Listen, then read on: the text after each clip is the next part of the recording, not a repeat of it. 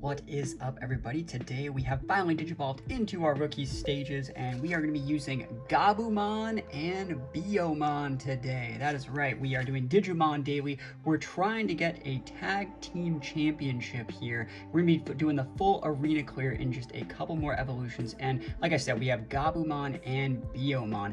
Now, I'm going to be trying to get Garurumon and I think Leomon, and actually getting Garurumon on the Digimon 20th device is actually kind of hard. If we take a look at Humulus right here, it's one of the hardest evolution lines to actually get in the Digimon 20th. You have to get 3 care mistakes and 3 overfeeds with the right amount of training, so it's actually kind of hard to get guaranteed care mistakes if you don't know how. Same thing goes for the overfeed. So today what we're going to do is just get a couple of those and show you guys how that works. So getting right back into the action here, I've already gotten all of my care mistakes. Actually, I should talk about that. I've already gotten all my care mistakes, but I'm going to show you guys how to get one if you guys want to get one. So basically, if you guys want to get a care mistake, what you do is you would first put the Biomon to sleep, because you don't want Biomon to get a care mistake, right? Then from there, you would go edit into your clock.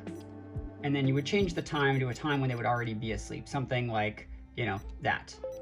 And you see that little light comes on, right? He wants to go to bed.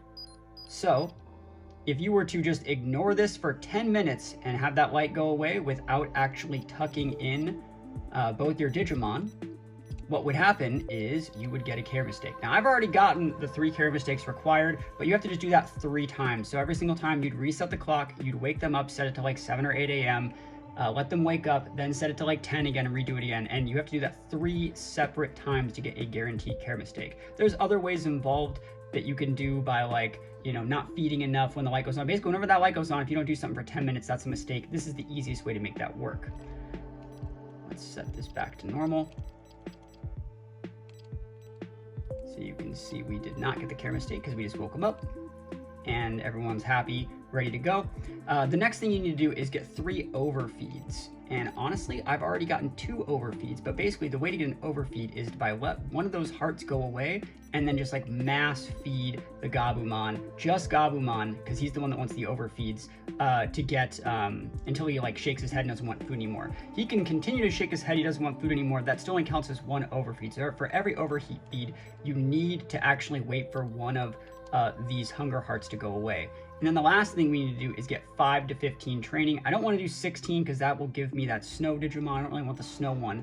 I want Garurumon. So what we're going to do here is just go for some training. And we're going to have a good time. And then I think for Biomon, we need to get 0 to 15 training to get Leomon, which like is not very hard. So I've already done like 3 trainings. We're probably just going to do 4 of these because that'll put us well under the 15. I also don't really want to, like, you know, max out my trainings, honestly. Maybe I'll just do like 1 more because like I need this guy to stay. Actually, I'm completely fine. Just let that sit for a little bit. But yeah, that's basically what we need to do to get to the next level.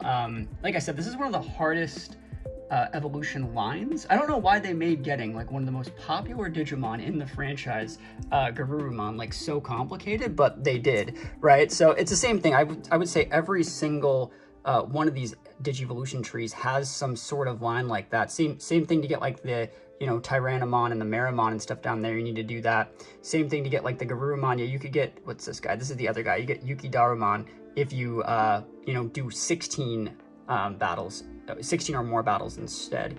What's the one for this one? That's how you get like Centauramon and Bakemon. I might actually want to do one of those lines relatively soon.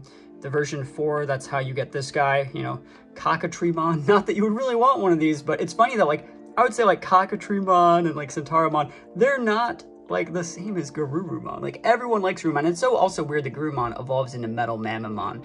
I want to talk a little bit about where we're going to be going with the rest of this line. We're going to obviously get to Metal Mamamon, and then from there, Metal Mamamon is going to digivolve into Crest Garurumon. It's going to be a 188 power. It's going to be a very, very good mon for our team. So our endgame team should be a fusion, not a fusion, but a tag team of Crest Garurumon, and I'm probably going to be going up. We're on the same Digivice here. So right now we're going to be going up into, what was it? We have version 4, right? Yeah, so right now we have Biomon. We're going to be going up into Leomon.